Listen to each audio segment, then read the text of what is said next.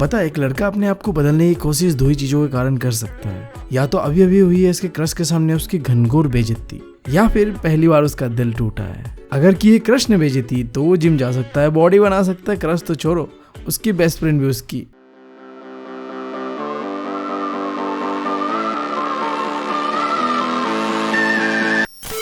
But अगर बंदे का दिल टूटा है ना तो यार वो बदल जाता है, वो पहले जैसा रहता ही नहीं है। उसे दुनियादारी की समझ आती है, मैच्योर होता है, जो चीजें वो पहले नहीं देख पा रहा था वो देख पाता है। तो बिल्कुल इस तरीके से ही चेंजेस हमारे साइंस के अंदर में भी होता है। अगर कोई चीज बस बाहर से तुम्हें दिख रहा है चेंज हुआ है, that's called physical change. But जब कोई चीज अंदर से भी चेंज हो जाता है ना, तब हम उसे कहते हैं केमिकल चेंज। ये तुम्हारे सामने 3 डिफरेंसेस है, जैसे कि फिजिकल चेंज में सिर्फ फिजिकल प्रॉपर्टी चेंज होता है, जबकि केमिकल चेंजेस में फिजिकल और केमिकल प्रॉपर्टी दोनों ही चेंज होता है। जो फिजिकल चेंज होता है उसमें कोई नया चीज़ नहीं बनता है, जैसे कि मैंने बताया, बट जो केमिकल चेंज होता है उसके अंदर में चीज़ें नए बन के आते हैं, क्योंकि पूरा प्रॉपर्टी चेंज हो चुका है, चाहे वो फिजिकल हो या केमिकल हो। और आखिरी चीज़ देखो यार, फिजिकल चेंजेस में तुम चीज़ों को दोबारा रिवर्स कर सकते हो, यानी कि जो जैसा था वैसा बदल सकता है। अब जैसे मैं एग्जाम्पल के लिए समझा ही रहा था तुम्हें अपने क्रश के बारे में, तो तुमने मोटिवेशन में आके जिम ज्वाइन करके बॉडी तो बना लिया, बट कुछ दिनों में मोटिवेशन डाउन और फिर से वही तोंद निकल जाएगा तुम्हारा। बट जब यार केमिकल चेंज होता है ना तो वो रिवर्स नहीं हो सकता आसानी से, समझ रहे हो ना। बंदा अंदर से चेंज हो चुका है, सिस्टम बदल चुका है भाई साहब। हाँ, तो इस चैप्टर के अंदर में हमारा पूरा का पूरा फोकस होगा केमिकल चेंजेस की ओर, जिसके अंदर में जो पहला टॉपिक है वो है केमिकल रिएक्शन। अब जैसे दो चीज़ें आपस में रिएक्ट करते हैं और उससे बिल्कुल एक नया चीज़ बन के आता है, दैट्स कॉल्ड केमिकल रिएक्शन, जिसका प्रॉपर्टीज बिल्कुल ही अलग होता है जो पहले था। अब मैं एग्जाम्पल का बात करूँ, तुम्हारे पास हाइड्रोजन है और ऑक्सीजन है, जिससे मिलके तुमने बनाया पानी। अब देखो, हाइड्रोजन और ऑक्सीजन तो गैस था, बट जो तुमने बनाया ना रिएक्शन के बाद वो तो एक लिक्विड था, वाटर। देख रहे हो, प्रॉपर्टी ही चेंज हो चुका है यहाँ में, कहा दोनों गैस था और कहा ये लिक्विड है। तो ऐसा होता है केमिकल रिएक्शन के अंदर में, जहाँ पूरा प्रॉपर्टीज बिल्कुल ही अलग दिखने लगता है रिएक्शन के बाद। अब यहाँ में ध्यान देने वाली चीज़ ये, दो चीज़ें जो आपस में रिएक्ट करते हैं उसे हम कहते हैं रिएक्टेंट, और रिएक्ट करने के बाद जो चीज़ बनता है ना फाइनली, उसे हम कहते हैं प्रोडक्ट। ये बिल्कुल ऐसा ही है जैसे दो छापरी इन्फ्लुएंसर मिलते हैं इंस्टाग्राम पे और कर लेते हैं कोलैब, और जो बनाते हैं ना जो हकते हैं ना वो, दैट्स कॉल्ड प्रोडक्ट। अब सवाल ये उठता है कि मेरे और तुम्हारे जैसे आम इंसान को कैसे पता चलेगा कि जो तुम देख रहे हो ना वो एक केमिकल रिएक्शन है या इंस्टाग्राम इन्फ्लुएंसर का समझ रहे हो ना बात। तो तुम्हारे पास एक छोटा सा तरकीब है, तुम पता कर सकते हो 5 चीज़ों से। अगर उसका स्टेट यानी कि वो सॉलिड, लिक्विड एंड गैस में कन्वर्ट हो रहा है, फिर तो वो केमिकल रिएक्शन ही है। या फिर अगर उसका कलर चेंज हो रहा है, उससे गैस निकल रहा है, उसका टेम्परेचर बढ़ रहा है या कम रहा है, या फिर उसके अंदर में प्रेसिपिटेट बन रहा है कि नहीं बन रहा है। अगर ये 5 चीज़ें हो रहे हैं तो वो केमिकल रिएक्शन है। अगर नहीं हो रहा है ना भाई, तो तुम्हें ध्यान देने की ज़रूरत है, फिर तो वो इंस्टाग्राम इन्फ्लुएंसर का फैलाया हुआ गंदी हो सकता है। अच्छा, और एक बात जिन्हें ये समझ में नहीं आ रहा कि ये फॉर्मेशन और प्रेसिपिटेट क्या होता है। जो रिएक्शन के बाद कुछ सब्सटेंस कह लो या कुछ भी कह लो, सॉलिड पार्टिकल जो कि मिक्स नहीं हो पाता रिएक्शन के अंदर में, उसे कहते हैं फॉर्मेशन ऑफ प्रेसिपिटेट। मैं हमेशा तुम लोगों से कहता हूँ कि जब भी केमिस्ट्री पढ़ने आओ तो थोड़ा माल फूक के आओ, क्योंकि जिस बंदे ने केमिस्ट्री को बनाया ना, उसने आधा किलो नमक सूंघ के इस सब्जेक्ट को बनाया है। तो अगर तुम्हें इस सब्जेक्ट को अच्छी तरीके से समझना है ना, तो यार नमक सूंघ के आना जरूरी है। तो जाओ, मैं भी जा रहा हूँ। अरे मम्मी, 1 प्लेट नमक लगाना तो मेरे लिए। A few moments later. जन्नत भाई साहब, अब आएगा मजा केमिस्ट्री पढ़ने में। देखो, अब जो मैं तुम्हें एक टॉपिक पढ़ाऊंगा ना, उसे तुम समझ पाओगे कि क्यों मैं कह रहा था कि हाँ यार, माल फूकना केमिस्ट्री में बहुत ज़रूरी है। मैं बात कर रहा हूँ केमिकल इक्वेशन का। केमिकल इक्वेशन का सिंपल सा मतलब ये है कि जो तुम केमिकल रिएक्शन करते हो ना, उसे सिंबलिकली या फॉर्मूला से रिप्रेजेंट करना, जिससे कि वो थोड़ा आसान दिखे, आसान बन जाए। बट क्या सही में ये आसान दिखता है और आसान बनता है? अब जैसे हाइड्रोजन है और ऑक्सीजन है, दोनों मिलकर क्या बनते हैं? पानी। अब इसे तुम्हें अगर बहुत ही आसानी से लिखना है ना, तो तुम ऐसे लिखोगे, हाइड्रोजन को H2, ऑक्सीजन को O2, जो कि मिलके बनता है H2O। देखा ये कितना आसान था। ये क्या बात करता है यार। फिर दूसरा एग्जाम्पल लेते हैं। मान लो मैग्नीशियम है और ऑक्सीजन है, दोनों मिलके बनते हैं मैग्नीशियम ऑक्साइड। अब इसका केमिकल इक्वेशन तुम कुछ इस तरीके से बनाओगे, मैग्नीशियम को तुम लिखोगे Mg और ऑक्सीजन को तुम लिखोगे O2, दोनों मिलके बनेंगे MgO। देखा ये कितना आसान था। सही में ये आसान था? मतलब क्या है ये? क्या है सही में, क्या है ये? चूतिया बनाया तुमको। मतलब यार ये मैग्नीशियम, ऑक्सीजन, हाइड्रोजन का स्पेलिंग याद करना आसान है, या पूरा ये पीरियोडिक टेबल में दिया हुआ एलिमेंट्स का एटॉमिक नंबर याद करना आसान है? नहीं नहीं, तुम मुझे बताओ कौन सा आसान है? अगर तुम एक नॉर्मल इंसान होते तो तुम कहते नहीं हाइड्रोजन ऑक्सीजन का स्पेलिंग आसान होगा, बट नहीं, क्योंकि हमने माल भूखा हुआ है, हम है नशे पे, तो हमें आसान लग रहा है इनका एटॉमिक नंबर याद करने। तो हमेशा ऐसा ही करना, ठीक है? क्योंकि क्योंकि क्योंकि ऐसा ही करना होता है। हमारे पास कोई ऑप्शन है नहीं, तो आगे बढ़ते हैं। अब केमिकल इक्वेशन भी दो तरीके का होता है, बैलेंस केमिकल इक्वेशन और अनबैलेंस केमिकल इक्वेशन। अब यहाँ पे तुम्हारे सामने एग्जांपल है कि बैलेंस केमिकल इक्वेशन कैसा दिखता है और अनबैलेंस वाला कैसा दिखता है। यहाँ पे बस तुम्हें ध्यान देना है कि लेफ्ट हैंड साइड पे और राइट हैंड साइड में एटम के नंबर बराबर है या नहीं है। अगर बराबर है तो वो बैलेंस इक्वेशन है, अगर बराबर नहीं है तो वो इम्बैलेंस केमिकल इक्वेशन है। अब जैसे हाइड्रोजन में 2 एटम है और ऑक्सीजन में भी 2 एटम है लेफ्ट हैंड साइड में, बट जब ये रिएक्ट होकर वाटर बनता है तब तुम देख सकते हो यहाँ पे हाइड्रोजन के तो 2 एटम है बट ऑक्सीजन में 1 ही एटम है। कुछ नंबर नहीं दिया, उसका मतलब 1 ही है, ठीक है? तो ये तो इम्बैलेंस हो गया ना। वहाँ तो ऑक्सीजन में 2 था बट यहाँ 1 है। अब यहाँ पे दूसरे एग्जाम्पल को लेते हैं। जिंक और सल्फ्रिक एसिड दोनों ने रिएक्ट किया और बना क्या? Zinc sulphate plus hydrogen. अब इसे तुम केमिकल इक्वेशन के तौर पे लिखोगे, जिंक का तो Zn और सल्फ्रिक एसिड को लिखोगे H2SO4, जो कि रिएक्ट होने के बाद बन जाएगा जिंक SO4 प्लस H2। अब तुम्हें क्या करना है कि चेक करना है कि ये बैलेंस है या नहीं है, जिसके लिए तुम्हें राइट हैंड साइड को लेफ्ट हैंड साइड से कंपेयर करना है।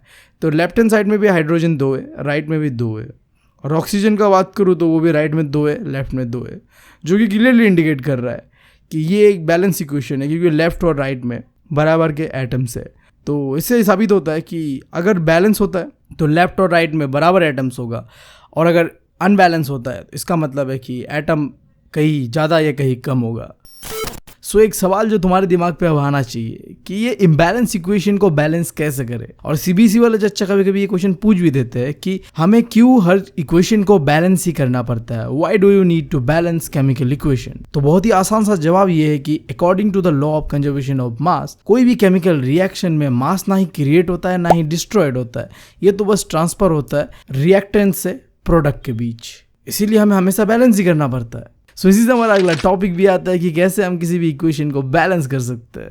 बहुत ही आसान है, बस तुम्हें मेरे साथ कुछ सिंपल से स्टेप दोहराने हैं और तुम कोई भी केमिकल इक्वेशन को बैलेंस कर सकते हो।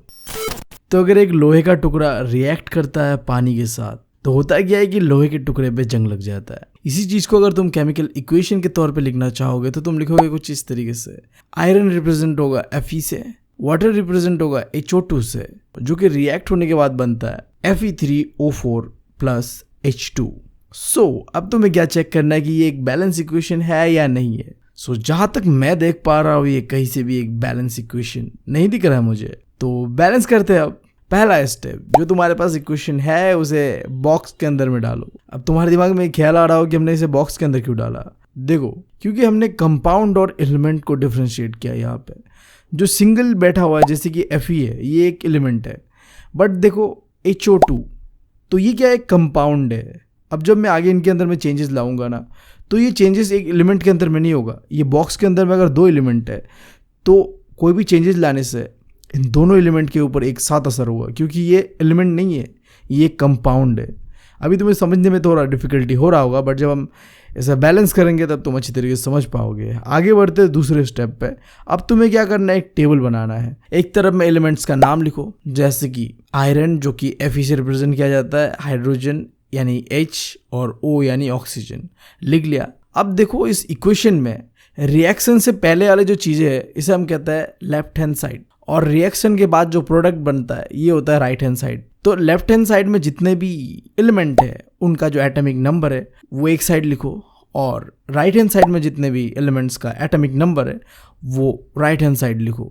अब इसके बाद आता है तीसरा स्टेप, जहाँ तुम्हें देखना है कि ये जो तुम्हारे पास इक्वेशन है इसके अंदर में कौन सा कंपाउंड है जिसके अंदर सबसे ज़्यादा नंबर ऑफ एटम्स है, और वहीं से तुम्हें अपना बैलेंसिंग का शुरुआत करना है। तो जहाँ तक मैं देख पा रहा हूँ रिएक्शन के बाद जो Fe3O4 है इसके अंदर में सबसे ज़्यादा एटम्स है, ऑक्सीजन के 4 और आयरन के 3।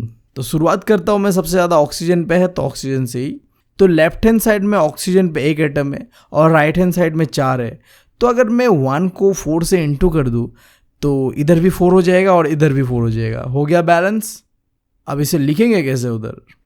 देखो यहीं पे आता है गेम, जो हमने बॉक्स दिया था ना उसका। हम सीधा लेफ्ट हैंड साइड में जो दिया हुआ है वो उसके नीचे नहीं लिख सकते, क्योंकि वो एक कंपाउंड है और कंपाउंड के अंदर में दोनों ही एलिमेंट के अंदर में चेंजेस एक साथ आएगा। तो हमें बॉक्स के बाहर लिखना पड़ेगा जो भी लिखना है। तो हमने बॉक्स के बाहर यहाँ पे लिख दिया एज इट इज जैसा था, बस चेंजेस ये है कि 4H2O, बाकी चीज़ें यहाँ में इक्वेशन में सेम है। अब इस 4 को इस बॉक्स के बाहर डाल के हमने अपने पैर पे कुल्हाड़ी मारने जैसा काम कर दिया। क्यों? देखो यार, अब 4 के पास H में कितना एटम्स है? 2। तो अगर तुम 4 से 2 को मल्टीप्लाई करते हो तो 8 हो गया। यानी कि यहाँ पे हाइड्रोजन का कितना एटम है? 8। और ऑक्सीजन का यहाँ पे हो रहा है 4, जो कि बैलेंस है लेफ्ट साइड और राइट साइड में। बट तुम हाइड्रोजन को देखो, तुमने क्या किया, 4 से जो हाइड्रोजन के 2 एटम्स थे उन्हें मल्टीप्लाई करके टोटल लेफ्ट साइड में हाइड्रोजन के 8 एटम कर दिए। बट यहाँ पे राइट साइड में कितना है? 2 है। अब तुम्हें मजबूरन क्या करना पड़ेगा, ये जो 4 है ना, इसे तुम्हें हाइड्रोजन के पास भी लिखना पड़ेगा। जिससे क्या हो गया, आप देखो 4 1 जा 4, 4 2 जा 8। अब हो गया बैलेंस, क्योंकि अब तुमने क्या किया, हाइड्रोजन के इस तरफ भी 8 कर दिया और इस तरफ भी 8 कर दिया। आई होप कि ये तुम्हें समझ में आया होगा कि जैसे हमने वहाँ 4 लिखा था ना, तो वहाँ ऑक्सीजन का एटम सिर्फ नहीं भरा था, हाइड्रोजन का एटम भी भर गया था।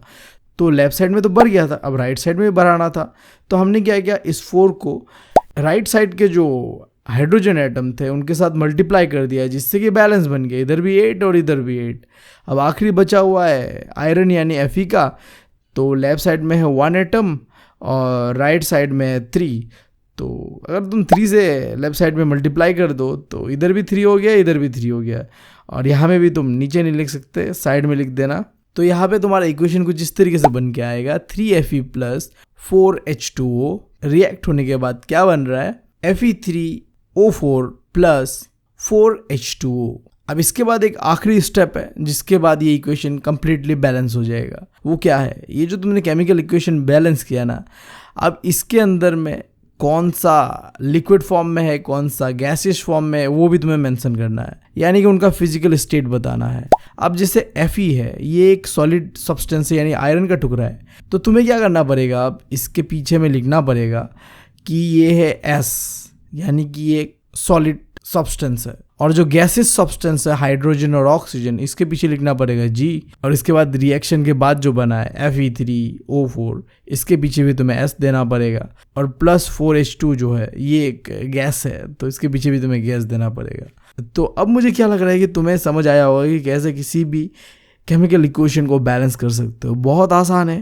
पहले तुम्हें क्या करना है, एक बॉक्स बनाना है जिससे कि तुम एलिमेंट और कंपाउंड को डिफ्रेंशिएट कर पाओ।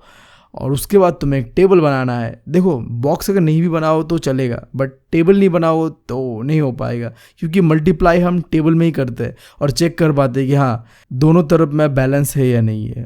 जैसे कि तुम इस टेबल से देख पा रहे हो कि दोनों तरफ बराबर के एटम है, और यही तो हमें चाहिए। मल्टीप्लिकेशन जब तुम इक्वेशन के अंदर में करोगे तो तुम्हें कॉम्प्लिकेटेड लगेगा, बट जब तुम टेबल पे करते हो तो वो काफ़ी आसानी होती है। और तीसरा स्टेप ये था कि तुम्हें उस कंपाउंड से शुरुआत करना है जहाँ में मैक्सिमम नंबर ऑफ एटम होगा, और जब तुम पूरी तरीके से बैलेंस कर लोगे तो आखिरी में तुम्हें उनका फिजिकल स्टेट, यानी कि वो सॉलिड लिक्विड जो भी फॉर्म में होगा उसे लिखना होगा तुम्हें। अब देखो एग्जाम में ज़रूरी नहीं तुम्हें इतना लंबा प्रोसेस से बैलेंसिंग करने देगा, बहुत ही सिंपल 2 कंपाउंड का भी बैलेंसिंग किया जा सकता है।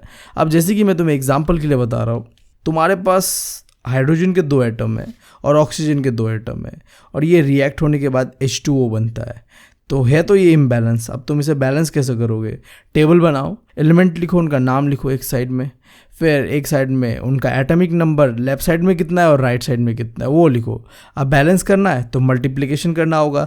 देखो हाइड्रोजन में तो लेफ्ट और राइट में बराबर है, अब ऑक्सीजन में देखो लेफ्ट में 2 है, राइट में 1 है। तो मैं अगर 1 जो कि राइट साइड में उसे 2 से मल्टीप्लाई कर दूँ तो इधर भी 2 हो गया, इधर भी 2 हो गया, बराबर। अब इसे तुम्हें लिखने का तरीका ये है कि मैंने बताया क्योंकि ये कंपाउंड है तो तुम सीधा O के पीछे नहीं लिख सकते, तो तुम्हें आगे 2 को लिखना पड़ेगा, जिससे कि ये कुछ ऐसा बनेगा 2H2O। बट तुमने फिर से इसके साथ एक गलती कर दिया कि जैसे तुमने ऑक्सीजन को बैलेंस किया तो हाइड्रोजन इम्बैलेंस हो गया, क्योंकि अब तुमने क्या किया, जो बाहर में बैठा हुआ 2 है उसने हाइड्रोजन के एटम को क्या किया, 2 × 2 4 कर दिया। तो इसके लिए अब तुम्हें क्या करना पड़ेगा, लेफ्ट साइड में भी बैलेंस करना पड़ेगा हाइड्रोजन के एटम को। तो अब इधर में तुम्हें एक 2 देना पड़ेगा हाइड्रोजन के पास भी, जिससे कि ये भी क्या हो जाए, 4 हो जाए, लेफ्ट साइड में भी और राइट साइड में भी, जो कि यहाँ मैंने करके दिखाया है। आई होप कि तुम्हें समझ में आया होगा, और नहीं समझ आया तो थोड़ा रिवाइंड करके देखो इस वीडियो को। अब बढ़ते हैं अगले टॉपिक की ओर, जो कि है टाइप ऑफ केमिकल रिएक्शन। अब देखो, हमने सबसे पहला जो टॉपिक पढ़ा था वहाँ देखा था हमने कि केमिकल रिएक्शन क्या होता है, और इस टॉपिक पे हम समझेंगे कि केमिकल रिएक्शन कितने तरीके का होता है। तो बेसिकली ये 4 तरीके का होता है। पहला है कॉम्बिनेशन रिएक्शन, जिसके अंदर में 2 चीज़ें आपस में रिएक्ट करके कोई एक चीज़ बनता है, single product, that's called combination reaction. यहाँ मैं एग्जाम्पल का बात करूँ, कार्बन और ऑक्सीजन दोनों मिलके क्या बनते हैं, कार्बन डाइऑक्साइड, एक सिंगल प्रोडक्ट बना। बट देखो, हमेशा ऐसा नहीं होता है। रिएक्शन होते ही कभी कभी क्या होता है, रिएक्शन के बाद प्रोडक्ट जो बनता है ना, वो 2 या 2 से ज़्यादा भी बनता है। सो यही पे आता है हमारा दूसरा टाइप ऑफ रिएक्शन, जिसे हम कहते हैं डिकम्पोजिशन रिएक्शन। अच्छा, तो इसके अंदर क्या होता है ना कि कोई एक रिएक्टेंट टूटता है और बनता है फिर कई सारे प्रोडक्ट। थोड़ा अजीब है नहीं? हमने तो सुना था कि 2 या 2 से ज़्यादा चीज़ रिएक्ट होता है फिर कोई एक प्रोडक्ट बनता है, बट यहाँ उल्टा है। कोई एक चीज़ खुद ब खुद कैसे रिएक्ट हो रहा है, फिर उससे वो टूट के कई सारे प्रोडक्ट बन जा रहा है। तो यही पे अब तुम्हें समझना है कि डीकम्पोजिशन का मतलब क्या है। डीकम्पोजिशन का मतलब सड़ना नहीं है, टूटना है। यानी कि वो जो एक रिएक्टेंट है ना, वो टूटता है। अब टूटता कैसे, उसके ऊपर हम एनर्जी का इस्तेमाल करते हैं। अब ये एनर्जी 3 तरीके का होता है, और सीबीएसई वाले चच्चा तो मैं इसके ऊपर क्वेश्चन भी पूछते हैं कि बताओ यार type of decomposition reaction.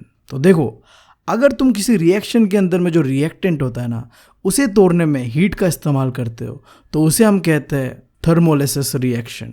Example का बात करते हैं। मान लो तुम्हारे पास है कैल्शियम कार्बोनेट, जिसके ऊपर तुमने हीट का इस्तेमाल किया, जिससे कि ये रिएक्टेंट अब टूटेगा, टूट के 2 प्रोडक्ट बनेगा, जो कि होगा कैल्शियम ऑक्साइड और कार्बन डाइऑक्साइड। फिर दूसरा टाइप का बात करते हैं। अगर कोई भी रिएक्शन के अंदर में रिएक्टेंट को तुम तोड़ते हो इलेक्ट्रिसिटी का इस्तेमाल करके, तब तुम उसे कहोगे इलेक्ट्रोलिसिस डिकम्पोजिशन रिएक्शन। एग्जाम्पल लेते, तुम्हारे पास वाटर है जिसके अंदर में हाइड्रोजन और ऑक्सीजन प्रेजेंट है, तुम्हें पता है, बट ये हाइड्रोजन और ऑक्सीजन को अलग करने के लिए तुम्हें उसके अंदर में डालना पड़ेगा इलेक्ट्रिसिटी जैसे ही तुम डालते हो तो हाइड्रोजन और ऑक्सीजन अलग हो जाता है। फिर आखिरी तरीका, अगर तुम किसी भी रिएक्शन के अंदर में जो रिएक्टेंट है उसे तोड़ने में सनलाइट एनर्जी का इस्तेमाल करते हो, तो तुम उसे कहोगे फोटोलिसिस डिकम्पोजिशन रिएक्शन। एग्जाम्पल का बात करते हैं। मान लो तुम्हारे पास है सिल्वर क्लोराइड, तुमने इसके ऊपर सनलाइट डाल के इसे तोड़ा, जिससे कि यहाँ से 2 प्रोडक्ट बनता है, सिल्वर और क्लोराइड, दोनों अलग अलग हो गया। कितना आसान था नहीं? तो आई होप तुम्हें अभी डीकम्पोजिशन रिएक्शन क्या समझ में आया होगा।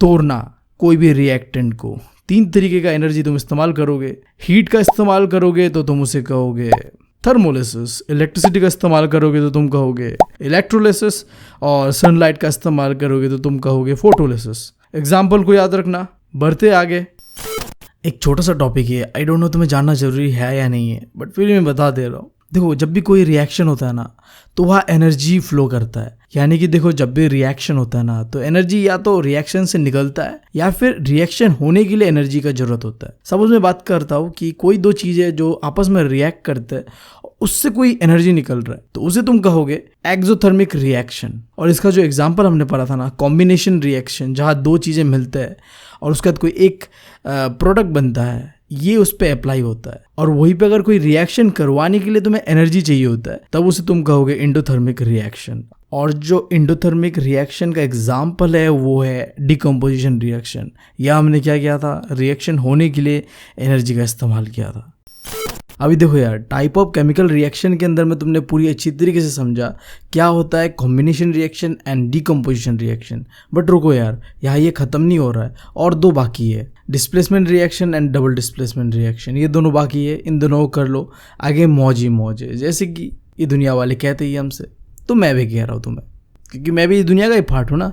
तो जो बात रहा डिस्प्लेसमेंट रिएक्शन का, इससे मुझे अपने दोस्त गौतम का याद आ रहा है। तो जब थे हम कॉलेज के फर्स्ट ईयर पे, तो मेरा दोस्त पड़ गया था लौंडियाबाजी के चक्कर में। मतलब पूरा साल उसने, एक पायल नाम की लड़की थी, उसके पीछे भाई साहब पड़ गया, भाई साहब डेडिकेशन से। और बंदी भी इतनी स्मार्ट थी उसकी, भाई साहब गंदी तरीके से उसे काटा और फ्रेंड जोन बनाया पूरे साल भर। बट यार सेकेंड ईयर में ना उसकी बंदी यार जूनियर के साथ भाग गई। मतलब पायल ने बिना खनखन करे ही मेरे भाई का काट दिया। सो अगर भाई तू ये वीडियो देख रहा है तो सॉरी यार, आई होप कि ये वीडियो उस तक ना पहुँचे। तो खैर मैं इससे बताने की कोशिश ये कर रहा था कि देखो कुछ ऐसे रिएक्शन होता है जहाँ में रिएक्टिव एलिमेंट जो होता है वो लेस रिएक्टिव एलिमेंट्स को रिप्लेस कर देता है। वैसे ही जैसे पायल ने मेरे दोस्त गौतम को रिप्लेस कर दिया, क्योंकि शायद वो उतना रिएक्टिव था नहीं और कोई उसे जूनियर कुछ खास ही रिएक्टिव लग गया होगा। तो बिल्कुल इस तरीके से ही होता है। एग्जाम्पल का बात करता हूँ। देखो तुम्हारे पास एक एलिमेंट है Fe जो कि आयरन है, और साथ ही में एक कंपाउंड है जिसके अंदर में 2 एलिमेंट्स है, कॉपर सल्फेट। अब देखो रिएक्शन होने के बाद क्या होता है, क्योंकि आयरन ज़्यादा रिएक्टिव है कॉपर से, तो यहाँ पे आयरन के साथ आयरन सल्फेट बन जाता है और कॉपर बेचारा अकेला रह जाता है, क्योंकि वो उतना रिएक्टिव नहीं था। तो हमारे कॉपर के साथ और हमारे गौतम के साथ बुरा हुआ वैसा।